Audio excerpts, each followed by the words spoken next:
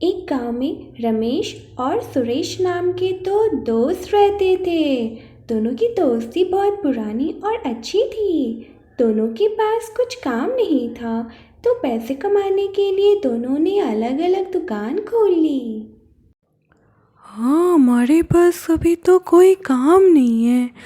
लगता है हमें कुछ काम ढूंढना चाहिए। अरे भाई, काम क्या है? चलो हम अपना व्यापार शुरू करते हैं। शुरुआत के दिनों में दोनों का कारोबार कुछ खास नहीं चल पा रहा था, पर कुछ दिन बाद रमेश का कारोबार धीरे धीरे बढ़ने लगा।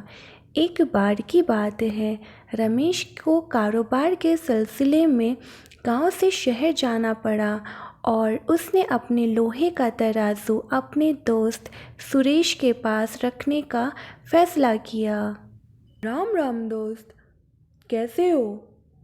राम राम दोस्त, मैं ठीक हूँ। और बताओ, कैसे आना हुआ? मुझे कुछ काम से शहर जाना पड़ रहा है।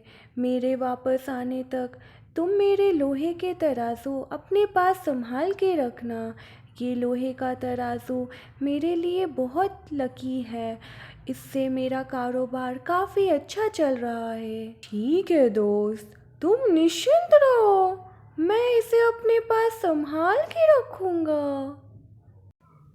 ये सुनकर सुरेश के मन में लालच आ गया और वो उस तराजू को किसी भी हालत में अपने पास रखना चाहता था, जिससे कि उसका भी कारोबार अच्छे से आगे बढ़े।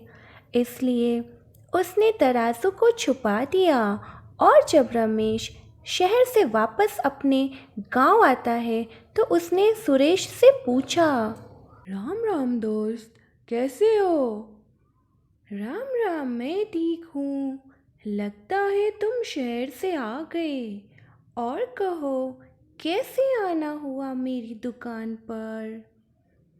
हाँ दोस्त, मैं अपने लोहे का तराजू लेने आया हूँ।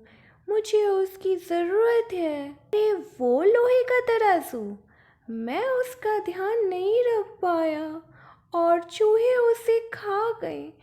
मुझे माफ़ कर दो।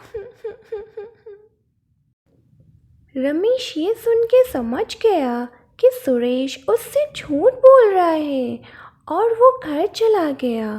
रास्ते में जाते समय उससे सुरेश को सबक सिखाने की एक तरकीब सोची।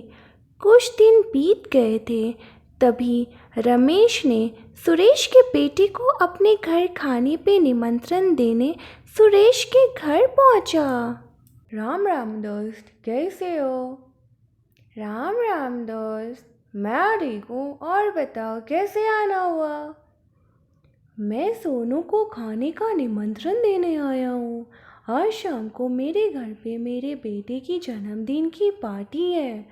तुम सोमू को ज़रूर भेज देना। ठीक है दोस्त, मैं सोमू को बता दूंगा। बेटा सोमू, आज मेरे दोस्त रमेश के बेटे का जन्मदिन है और शाम को उन्होंने तुम्हें अपने घर खाने पे आमंत्रित किया है। तुम समय पे चले जाना। जी पापा। ये कहकर सोमू रमेश के घर चला जाता है। घर पे मेहमानों की बहुत चहल पहल होती है और तभी रमेश उसे बेसमेंट की तरफ आवाज़ देकर बुलाता है। अरे बेटा सोमू, ज़रा यहाँ आना, कुछ सामान निकालने में मदद चाहिए। सोमू जब बेसमेंट में जाता है, उसी पल बेसमेंट का दरवाज़ा बंद हो जाता है।